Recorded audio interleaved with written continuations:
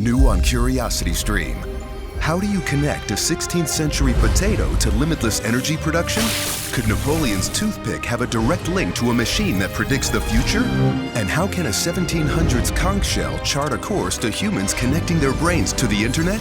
James Burke's visionary series Connections returns for a new generation. Experience all new Connections. With monthly, annual, and bundled plans, find the one that works for you at curiositystream.com. Did you miss your deadline to renew your Medicaid coverage? You can still send your completed annual review form to Healthy Connections Medicaid. You may be assigned to another health plan, but you can ask to come back to First Choice within 60 days of renewed Medicaid eligibility. It's your family. It's your choice. First Choice is the right choice. Renew and choose us. Visit selecthealthofsc.com/renew to learn more.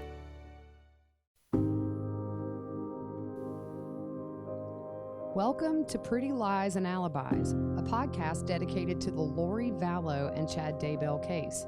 Join us as we seek the truth and travel the long road to justice. Hey everybody, it's Friday, time for a new episode, and we got a lot to talk about tonight. Yeah, there's been a good bit going on, kind of, sort of. New stuff coming out. Yeah, so before we get started, how have you been, Fruit Loop? I haven't seen you much lately. Yeah, crazy. Running around doing ministry stuff and family stuff and all kind of stuff. Yeah, just a lot. Yeah. Well, that's good. You've had exciting stuff going on over here, though. Oh, always, yeah. So I want to thank everybody for reaching out about my little accident. I'm doing much better. I went to the doctor today, and I still have some swelling in there, but as of right now, they don't think I'll need any kind of surgery, so that's a relief. Oh, yeah. And then we had a little scare with my dad the day before yesterday. He went to the doctor. They thought maybe he was having a heart attack, so they took him by ambulance, and luckily that was not the case. So yeah, I'm tired. It's been like crazy. I know. I just like this morning I was laying in the bed and I was like, really? It's Friday the 13th. Do I even want to get out of this bed right now? Of 2020. Yeah, I mean, of all years. Yeah. We've had like 3 Friday the 13th. Yeah. And then just all the crazy news that we, don't get into on this show. It's just been a wild couple of weeks. Yep, I agree. But we're healthy and we're here. So we've had some delays in these hearings and trials. I know, right? It was like a dum dum dum. Yeah, we knew this was coming. Yeah. This is the first of many delays, by the way. Yep. Don't get set on these dates. No. So what now for the change of venue? What date are we looking at now for this? So January 6th, Mm-hmm. and that's the change of venue and dismiss charges, which the latter of that is dumb, but yeah. I guess you still gotta let them be heard. Right. He's doing what he needs to do to not get in trouble later, I guess. Yeah. Yep. And then you have the pretrial on June 2nd, Mm-hmm. and then the joinder trial on July 12th. Yeah. So a big bump up. I don't think that these dates will stick.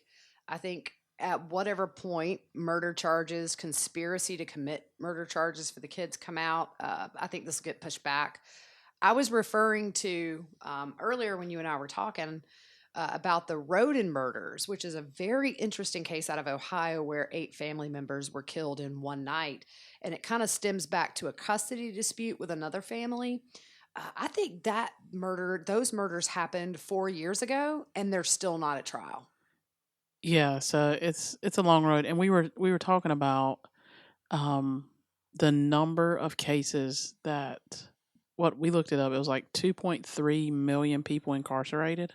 Yeah, and I know some of those have already had their trials and they're just serving their time, but that's a lot of people. it is, and I mean, this really just gives Rob Wood and all the investigators a lot more time to solidify what they have before they put them out there, because then they're going to have to put out a probable cause affidavit. They're going to have to hand over the discovery to Mark Means. So I guess not putting the murder charges out right now only benefits the prosecution, although we're impatient and would love to see them drop just for the sake of saying you're going to be held accountable.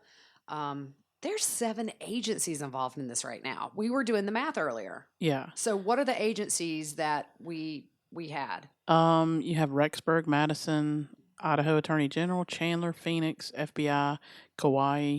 I mean, that's 7. So you have to understand that even though these are all totally separate cases, they sort of fit into these current charges in Madison and Rexburg because all these cases are connected in a big circle. Yeah. And I think too, it's not like all those agencies are having to come up with evidence to make it stick so they can't get out. Like they're not rushing to get evidence so they can make sure they stay in jail. Right. So that's kind of a relief for me is they're able to take their time. So yeah, I mean, we know that during the preliminary, Rob Wood, I don't think he said exactly how many terabytes of digital evidence that they had, and that's just these charges.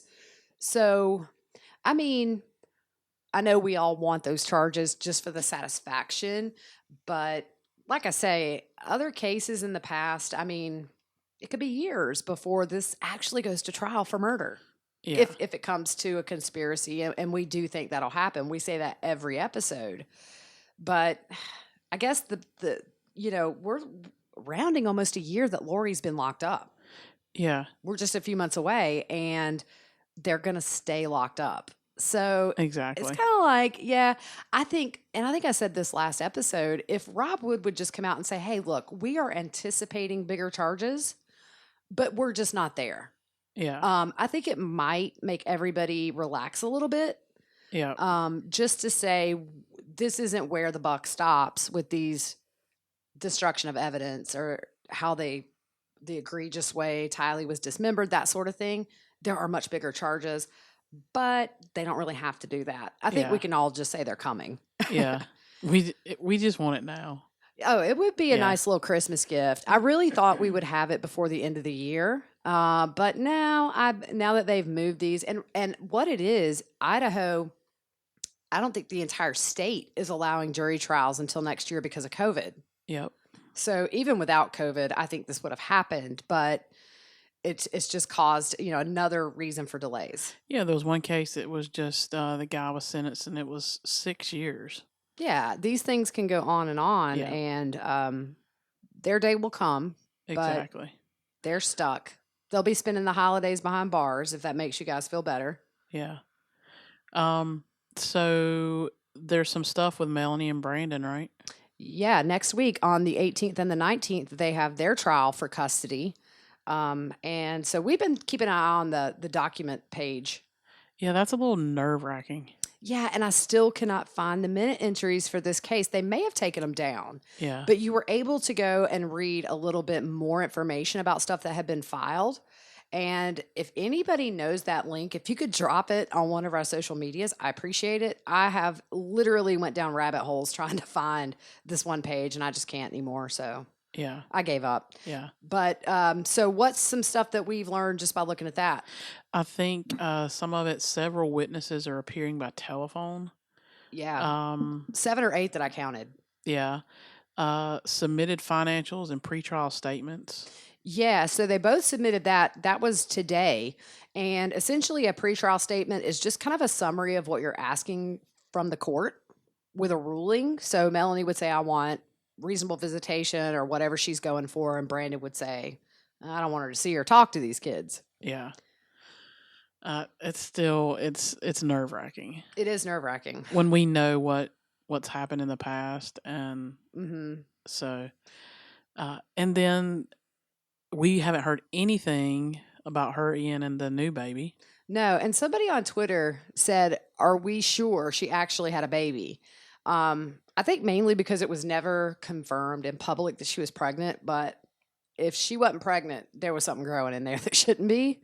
She was Hey, I've big. seen those things you can get. I had an 8-pound tumor on my ovary, remember? Yeah, that w- thing was huge. It was bigger than all my Yeah. kids at birth. Yeah.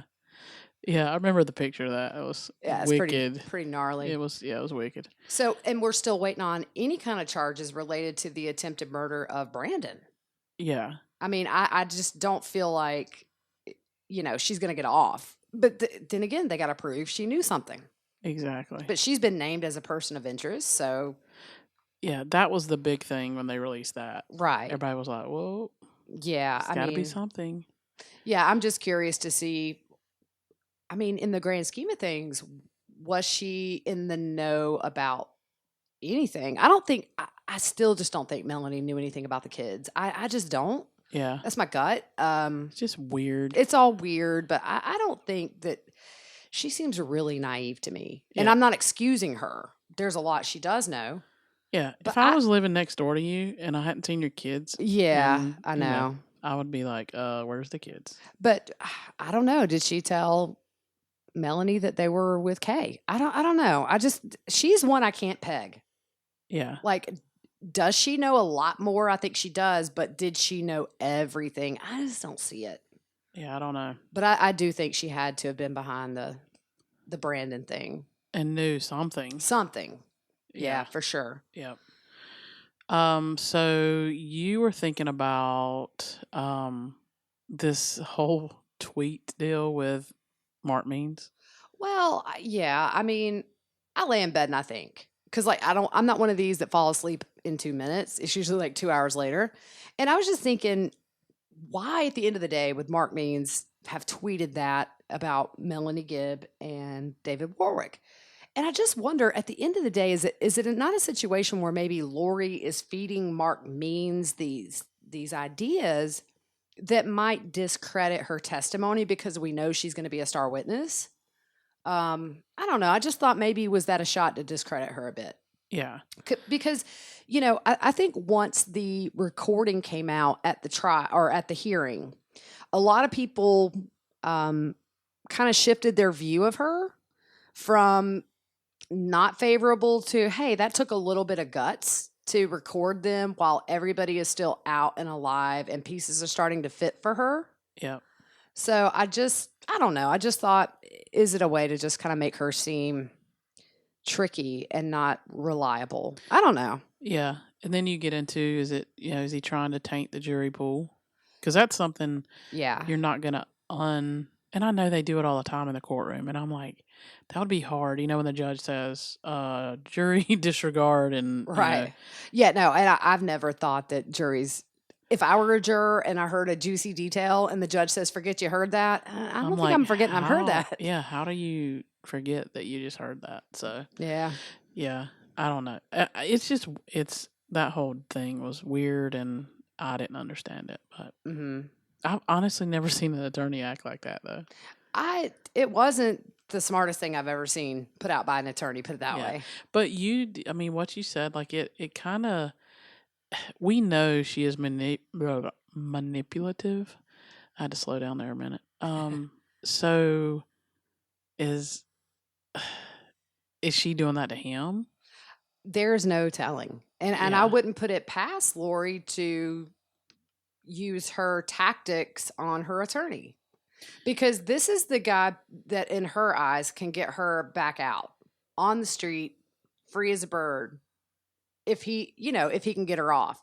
So I would think she's probably using her best game when she's dealing with him to get him convinced of whatever she's trying to convince him of. Because I can't think of any reason why this tweet happened unless Lori told him something about Melanie Gibb, true or not, that caused him to do such a public thing. Yeah. And I would just go back to manipulation. Yeah. I mean, she's a pathological liar. We talked about it. She could pass a polygraph. Yeah. Because she truly believes, it appears, I'll say it appears, she truly believes what she's saying. Like when you listen to that new audio recording, she's believable. She is. Like what she says, like she makes you think that that's true. So who knows what she's telling him? Yeah. Well, Justin Lum released a 45-minute interview with, I'm going to try to say this name, Keith Taniguchi, who was Joseph Ryan's lawyer for a few years during the custody battle and sexual abuse allegations regarding Tylee. Yeah. And for those of you that are new to the case, Joe is Lori's third husband and Tylee's biological father. Yeah. We have podcasts way back that we spent about at least 4 episodes Yeah. on these custody battle papers. Wicked Truths and F-Bombs got them, and then we got access to them, and we broke them down. And I will tell you, we were at the beach, and the audio is not really good. Yeah, sorry about that, guys. And because we heard, like, everybody was like, the audio's not good. But just know now, if you go back and listen, the audio's not that good, but we weren't in our studio thing. So. Right. So one of the first things before we start talking about this is there's been some confusion in the media. Number one, they are not, the Phoenix police, I think it's Phoenix police, they're not reopening this case at the moment, and Lori is not a person of interest right now. Yeah, they're just going back and looking at the case to make sure they didn't miss something. Right. So what we covered in our previous podcast was that there was just a nasty custody battle. There were accusations of rape made against Joe Ryan regarding Tylee. Yeah, I thought that was interesting. One of the first things he says was, this started out as a criminal case. Right, it did. It went to trial. Yeah, yep. And the jury found him not guilty. Yeah, and a grand jury didn't even indict him. They didn't feel there was anything sufficient. Now, I know Colby has also made accusations, and it's a sticky subject right here because you have professionals that feel like both of them were coached. Yeah. But then you also have the accusation that Colby made, and I find it very hard to just discredit somebody's accusation, but we'll just say Colby has accused and professionals have doubted. And somewhere in between there is the truth of what actually happened. Now, I do believe that as a kid, you can be conditioned by your parents to almost believe stuff happened. But for me, I feel like Joe was a victim. Yeah. In all of this. Yep. I mean, he went and stayed at the attorney's house. Yeah, that's pretty big. I mean, you have an attorney who has defended a client against rape and molestation accusations and opens his home and eventually went and lived with the lawyer's brother after things kind of went south. And this was way later on. Yeah, this was after he had been living in Arizona trying to see Tylee, but we know he didn't see her for a couple of years before he died. Yeah.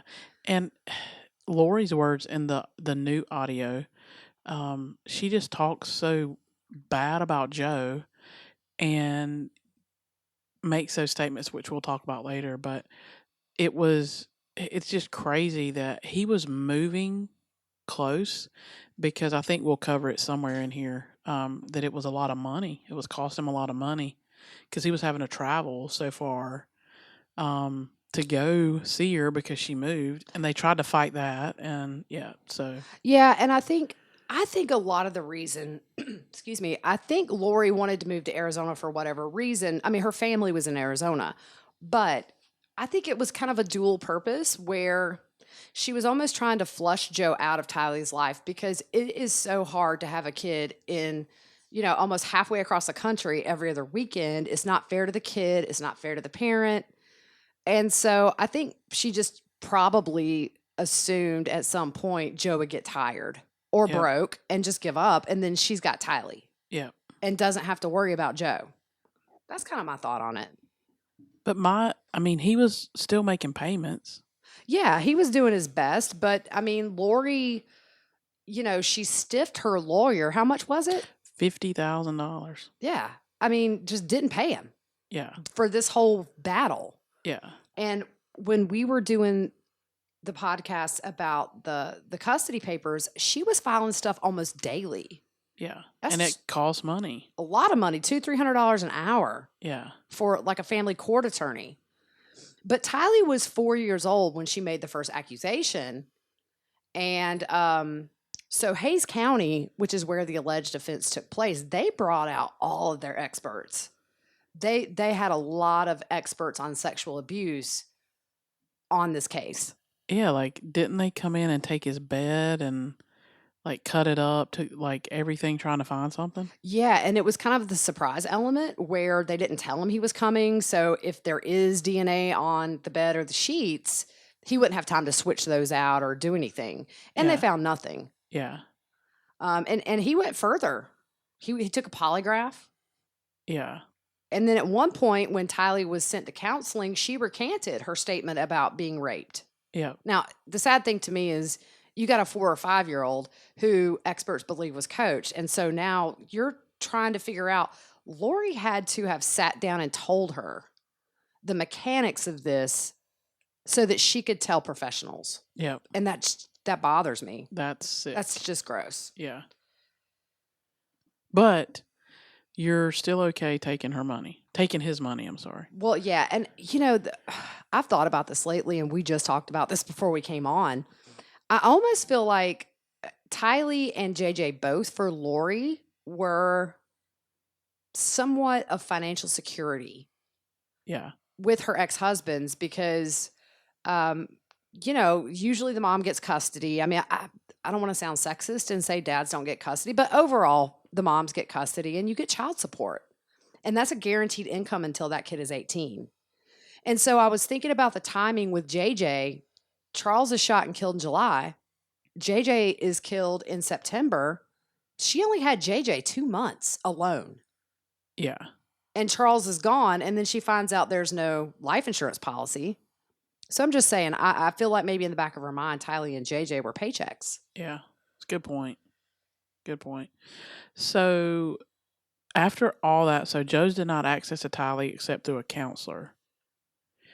Mm-hmm. So one counselor felt therapy was counterproductive and that Tylee had been coached, which we just talked about. The lawyer said Lori acted strange around the time of the accusations. Someone who was second in command. This was like, I was like, what? This blew my mind. Yeah. So someone who was second in command of the Mormon church calls Joe's lawyer and vouches for her authenticity. I don't think, I'm not sure if they called Joe's lawyer. I might have put that wrong. Maybe it was the court. No, they called him. Was it? Yeah, they did call him. Okay. Because he was studying, I remember he was talking about he started studying the Mormon church to figure out, what is she thinking? What are her thoughts? Mm-hmm. And the guy called Joe's attorney. Oh, okay. And was saying, she's this good person and all this stuff. But you made a good point when we were talking about this earlier, which is it just goes to show you that level of manipulation. Oh, most definitely. Where she's able to get like the second in command. My understanding is of the entire Mormon church. Yeah, I mean, like he said, it'd been like the Pope calling. Right. Yeah. And for what we believe are bogus accusations, but she was able to convince somebody to do that for her. Yeah. And I would think it would go through her ward. So it would have been up, went up the chain and eventually got to the higher up guy. But it just shows you can listen to her and hear how manipulative she is. Mm-hmm. She makes everything she says believable. It's very convincing stuff. Yeah. If I didn't know her and who she was, if I listened to that, I would think, wow, that poor woman, her kids have been through it. She's been through it. Yeah. And that's how she thrived for so long, though. And think about it. You say, your ex-husband is sexually abusing your daughter. Well, who's not going to believe that? And remember, she moved. So nobody would know Joe. Right. So. And then you probably have Tylee backing her up. Yeah. Because Tylee's been conditioned to believe this happened to her. Yeah. So I'm sure with certain people, Tylee might have spoke up and said something. I mean, I think she did say something to maybe it was a counselor though, where she did say that her dad, touched her or whatever. Yeah. But man, this poor kid, it's like people always said Lori was mom of the year and a great mom. And she gave that projection. Yeah. But when you dive into this stuff, you see she was just vicious. Yeah, this is a time when I wish God would made it where we could see the thought bubbles. Like it used to be a commercial where you could see the thought bubbles, going through people's minds, Yeah. so you could truly, know what she's thinking. Because what she portrays on the outside is definitely not what's on the inside. No. Uh, so, um, so Joe didn't see Tylee for over a year. Mm-mm. And like we said, the criminal trial, the jury found him not guilty. I thought this was crazy. They found him not guilty, but he still had supervised visitation. Yeah, they sort of, I mean, they eased him back into it where it's maybe like an hour one week, 2 hours the next week, and it's with a neutral party. Like, So it's supervised. yeah, and I'm like, what the world? It's he didn't catch a break at all in this No. whole process. He just got the short end of the stick Yeah. every And time, and I think it killed him in the end. Whether it be Lori or naturally, I think in some way she's responsible, whether physically or mentally, for his death. yeah. And one thing I thought was interesting on this was his attorney said he didn't fight for sole custody at first. Mm-hmm. He thought that Lori would look out for Tylee and do what was best by her. So he just wanted to see his kid. Right.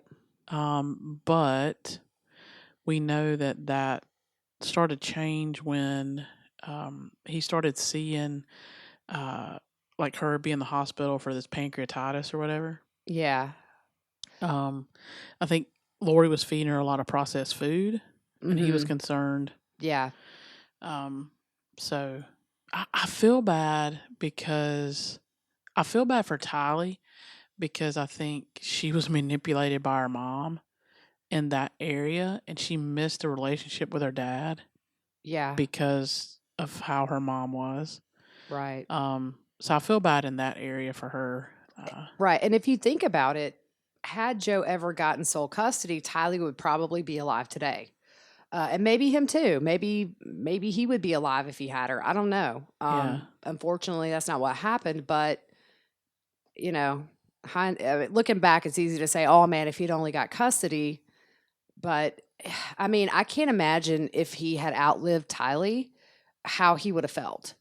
I'm not saying it's good he went first. It's not good either one of them died. But can you imagine how he would have felt if he would have seen on the news that his daughter's missing? Yeah. And then eventually is found in some dude's backyard that Yeah.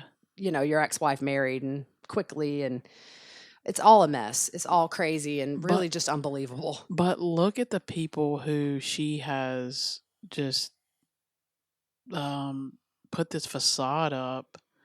I mean, look at the people just involved in that one case. Mm-hmm. The attorneys, With the Lucky Land Slots, you can get lucky just about anywhere. This is your captain speaking. We've got clear runway and the weather's fine, but we're just going to circle up here a while and get lucky. No, nothing like that. It's just these cash prizes add up quick. So I suggest you sit back, keep your tray table upright, and start getting lucky. Play for free at LuckyLandSlots.com. Are you feeling lucky? No purchase necessary. Void where prohibited by law. 18+ terms and conditions apply. See website for details.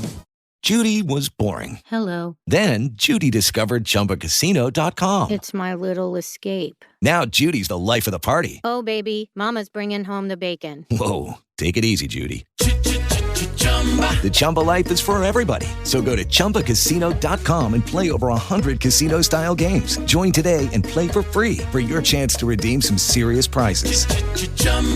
ChumbaCasino.com. No purchase necessary. Void where prohibited by law. 18+ terms and conditions apply. See website for details. everybody involved with trying to prove, yes, that happened, no, it didn't. Mm-hmm. The families, I mean, just Yeah. in that, like, it's crazy. Mm-hmm. And then just with the other, just going further away from Joe Ryan, Tammy Daybell's parents, you've got Charles Vallow's, sons and his ex-wife and everybody that loved him. And then it's just, there's Yeah. so much hurt around two people. Yeah, Kay and Larry. Kay and Larry, I of mean, course. I mean, and then you got Annie, Yeah. who's lost a brother and a niece. It's just, Colby, like, there's so many people affected, and So I guess I see the frustration that you've got all this stuff and you've got a couple of felony charges that'll have them out in a decade. Yeah. And that's why people are like, come on, can we go? Yeah. We just want something bigger on the paper, but Yeah. yeah, it's all encompassing. Yeah. We were talking about his, her attorney. Like we said, she owed $50,000. Mm-hmm. I thought it was crazy. He filed a motion to be removed, but the court said nope. Yeah, I mean, I know when you're so far into a case and it's so complex and the accusations and just the volume of motions filed, it's not easy to switch off kind of mid litigation. But if you're not getting paid, $50,000 is a lot of money. That guy was working a lot for Lori Yeah. and she never paid him nothing. No. Yeah. And of course he got upset, but I don't know. I guess he did what he had to do. Yeah. I mean, he did a good job, I guess, if you want to say from her perspective, because she got Tylee in the end. So he worked his tail off, got Lori what she wanted, and he got nothing. Yeah. For free. Yeah, I'd list that as pro bono. Yeah. Make my stats look good. Exactly. And then, when she decided to move from Texas to Arizona, it was hard on Joe because he had to pay a lot more to see Tylee. And then the lawyer felt like she did this intentionally. Yep. Just to put distance in between. And then, eventually it ends up that they moved to Hawaii. Yeah. Yep. So, I mean, he said, that Joe had a good job and was making good money. Mm-hmm. And then that they tried to fight that. They tried to fight it in court, and they couldn't prove that she did it on purpose and it was intentional. Mm-hmm. And so the guardian ad litem represents the child. Went to Chandler, Arizona from Texas. Came back with a great review for Lori. Perfect house. House is nice. They got a pool. And all, so it hindered Joe's argument. Mm-hmm. But again, there's another person who she manipulated Right. and made it. It was a facade. Yeah, it was. And then in between, even when they had moved, she was still trying to manipulate the visitation. At one point, Joe had went to a Christmas play that Tylee was in, and he was supposed to have visitation with her after. He didn't get it. And then she refused many times to let him see Tylee. And I guess maybe that's probably when he gave up and moved back to Arizona, where he moved in with the lawyer Yeah. and the lawyer's brother. And Yeah. in between that, he went to New York before he went back to Arizona, right? Yeah. Yeah. And you said you read something today on that. Yeah, he it's not super clear to me if I don't know how long he was in New York for, but as we know, his sister Annie is in New York. And she tweeted something today, and I don't remember word for word, but it was kind of like, he never reached out to her when he was there. But Joe came back from Arizona with some strikes against him because he had taken up drinking. Yeah. And he had 3 DWIs. And so he made really good money before all this stuff. But then you kind of become unemployable when you have a bunch of DWIs because you can find another candidate that's just as good that doesn't have that record. Yeah. So he was finding it hard to work. And then you've got the stress of, if I don't pay child support regardless, because a lot of times what family court does is they base your child support on your earning potential. So if you have a doctor that you're married to or that you divorce, they're going to look at what that doctor could make potentially and hold them to that with child support, whether you have a job or not. Yeah. So sometimes these dads can get put in situations where they can't find a job, but the court says, well, you could. So we're going to say you're capable of making this much a year. And so here's what you got to pay, whether they can or not. Yeah. And then you got to consider he's got debt from litigating this case for years. He had overpaid child support by $9,000, with Lori claiming that he owed her another $8,000. So he's probably just scraping by at this point. Yeah. And I thought it was interesting. The attorney said that he didn't drink like that at the beginning of all this. No, but Tylee was all he had. Yeah. Him and Annie, they were orphans. They went through the system, I believe, the foster care system. And Joe and Annie weren't close. They didn't keep in touch from what we know. Yeah. So Tylee was all the family he had, and it seems to me like he really did what he could to give her a good life, but he was just roadblocked. Yeah. It seems like he didn't want her to have the same, I guess, with parents like he did. And sometimes too, when you grow up without a mom and a dad, for the man, you don't want to be that dad that the kid wonders about when they're an adult. And so he was trying to be her dad, and the courts and Lori didn't allow that to happen. Yeah. So I'm sure he got depressed. I mean, he's broke. He can't see his kid. He's moved to Arizona to be with his kid, can't see her. Yep. It was 2 years they hadn't seen each other, according to Lori, before he died. So, exactly. So, another interesting thing was talking about the tasing attack by Alex. Yeah, yeah. So Joe had supervised visitation. It was like 1 hour a week. We talked about that 1 hour, 2 hours. So they would drop off at a certain location, and Alex approaches him and tases him. Right. And you think, okay, at that time, how could Alex know about a visitation that just got announced the day before? And it was in a location that's not a normal location. Right. It was in Austin, Texas. Yeah. So Lori had to tell him. I mean, that's what Joe's attorney said. Yeah. That Lori had to tell him. Alex wasn't even living in Austin, Texas. Nope.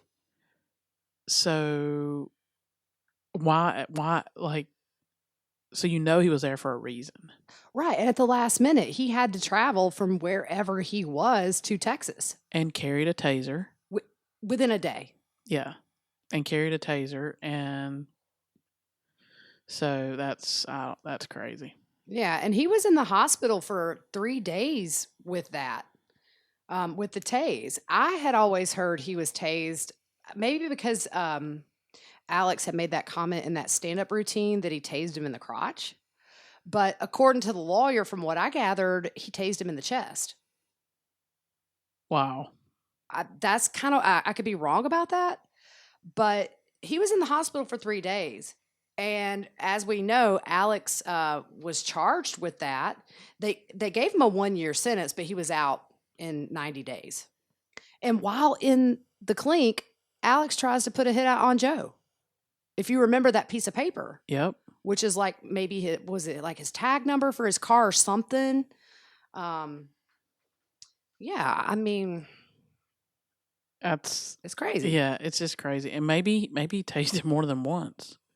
It could have. That could have been, And the lawyer sort of implicated that was it the taser that may have changed his heart?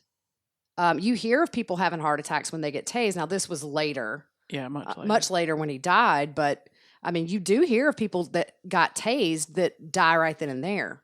Did it change something in, like, the rhythm of his heart? Who knows? But because he was pretty decomposed when they found him. Yeah. And going back to them reopening, or not reopening, but re-examining this, I just don't know unless they find some digital proof that they're going to reverse that this was a natural death. Yeah.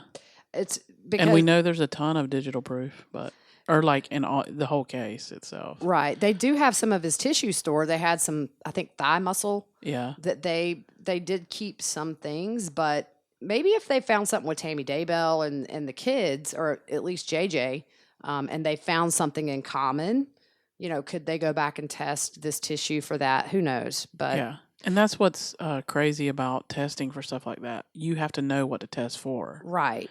It's not just a one-shop okay, I put this in and it tells me, Mm-hmm.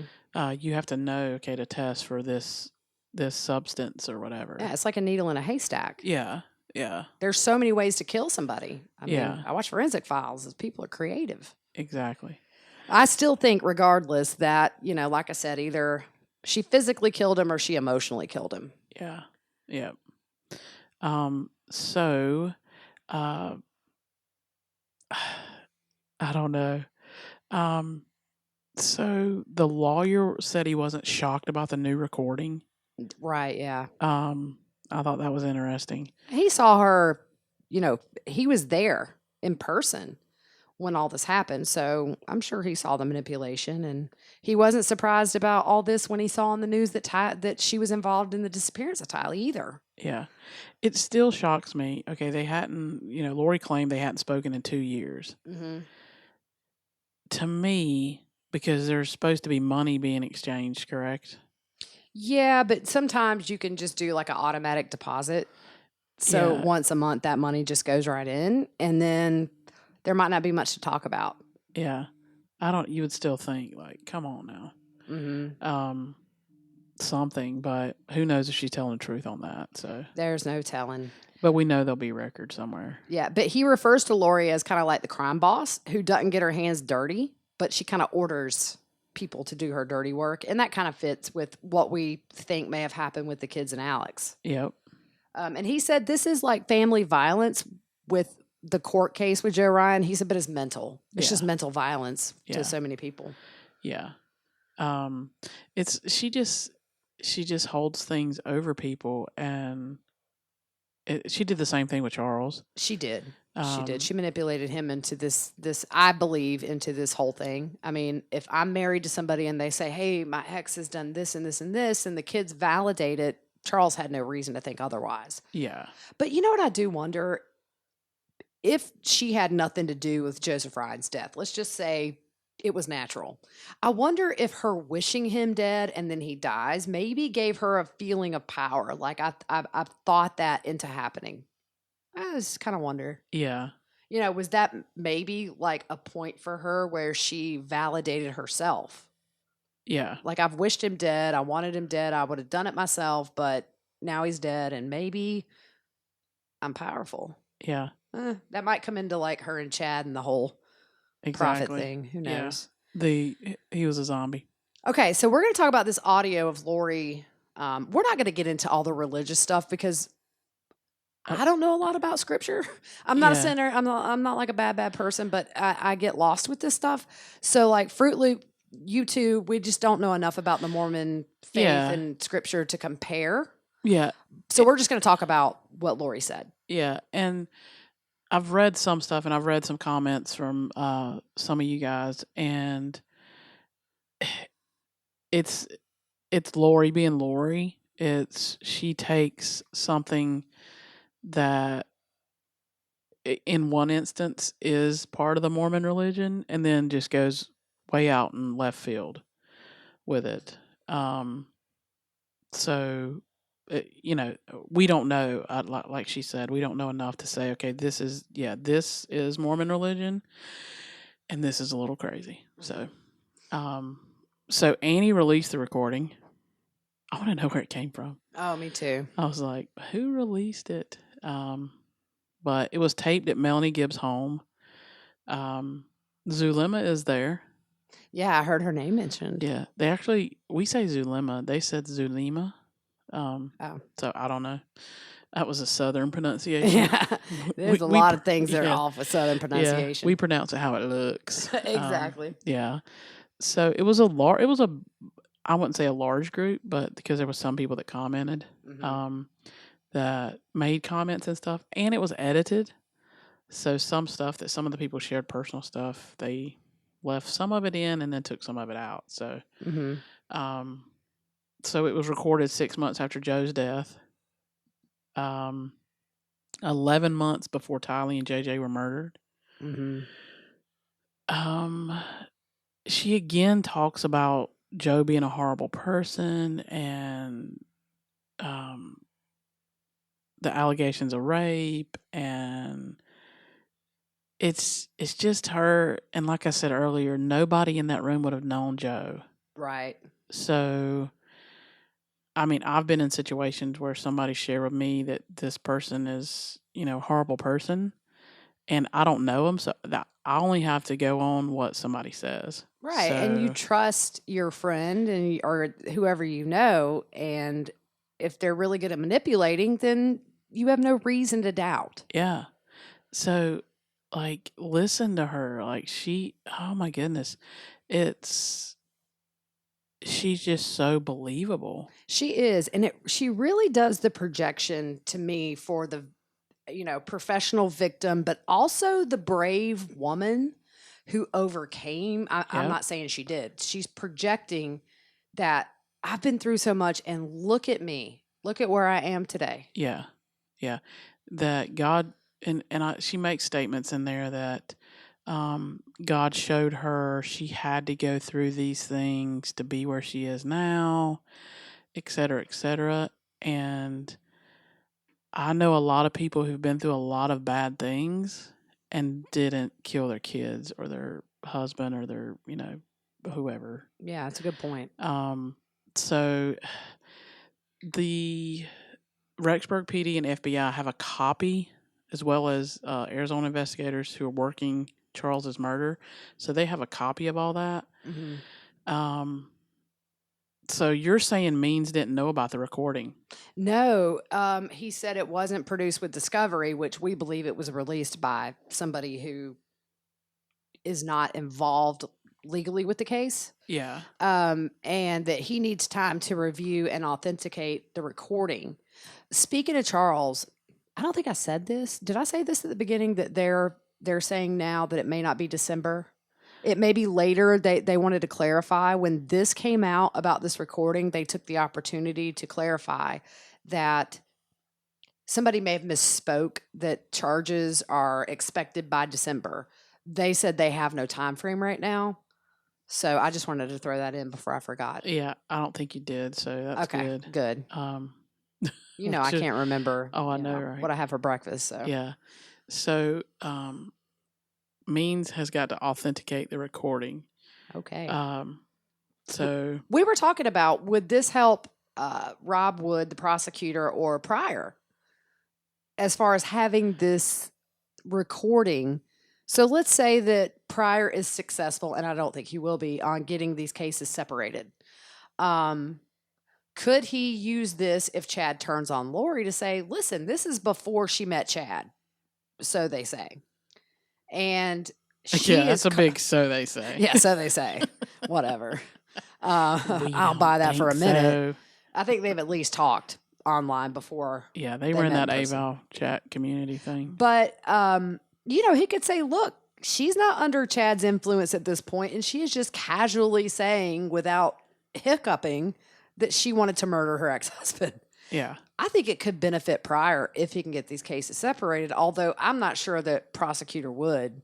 It's going to help him because it's just not relevant to the kids. Yeah. Maybe it shows a pattern, but I don't know. I don't know that they would let that come in. Yeah, If I were Mark Means, I would be objecting all day long. Yeah. To letting that come in. And what we talked about, it doesn't line up with the charges right now. It doesn't. Later on, maybe. They're all connected, but just you got to keep each thing separate.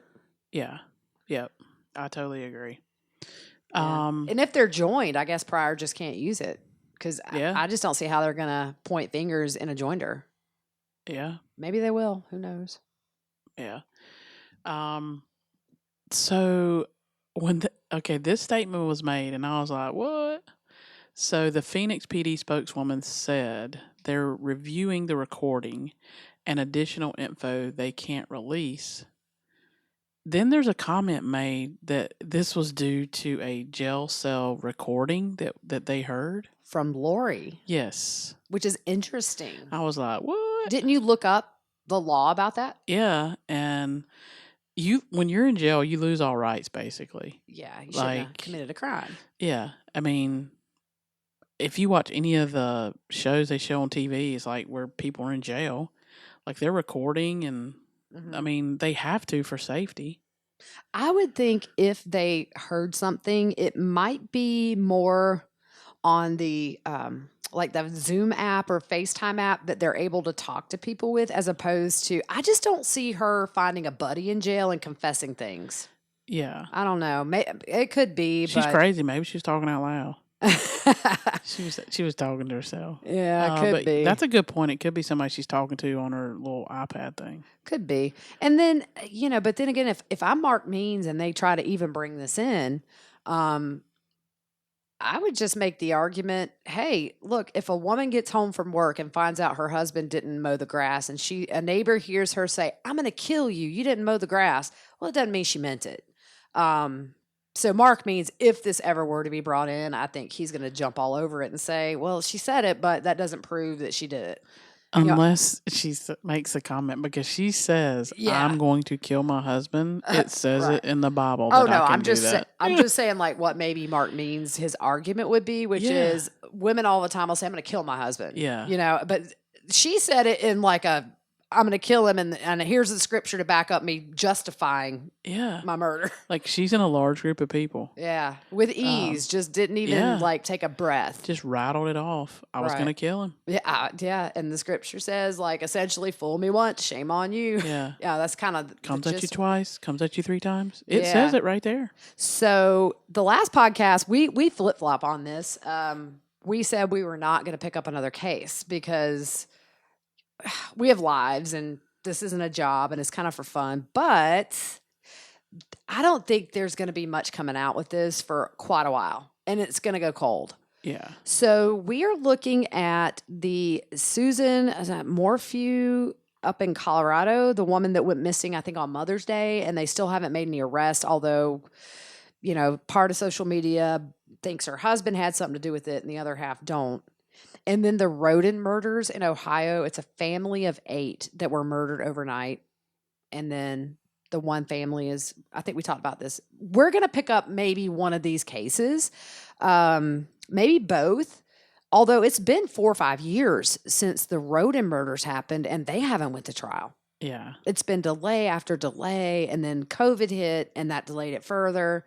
So I think in our spare time here in the next couple of weeks, we're going to start researching these cases hard and maybe have to change our intro because we're not just going to be dedicated to this case. It's going to be a while, guys. I think Yeah. after a while, it's going to be months before we hear anything new, and we're going to go back to speculating.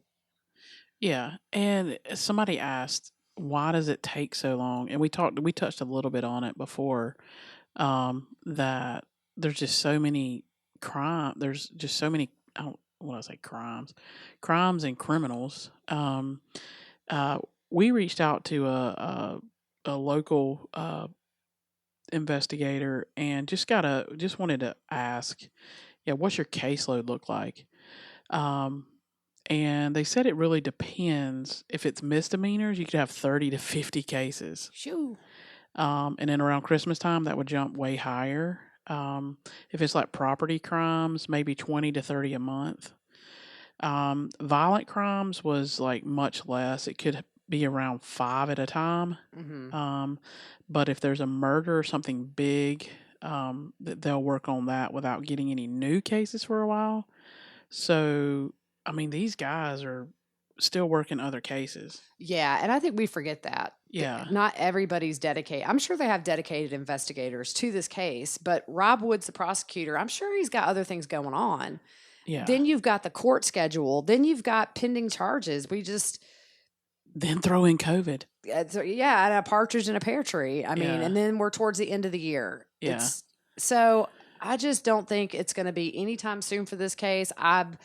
I don't think the July dates will go off. I think we're maybe looking at 1.5 to 2 before this actually hits trial. Yeah. and But if something comes out and released, we'll cover that. definitely, if we get a wild hair and decide we want to, and we're not ending this podcast tonight. Don't get us No. wrong. No. But we're just saying that instead of doing one every 2 weeks just on this with limited new stuff coming in, maybe we pick up one. So we've asked this before on Twitter and Facebook, but we're going to ask it again because we've just decided that we enjoy doing this, and looking at something else would be fun.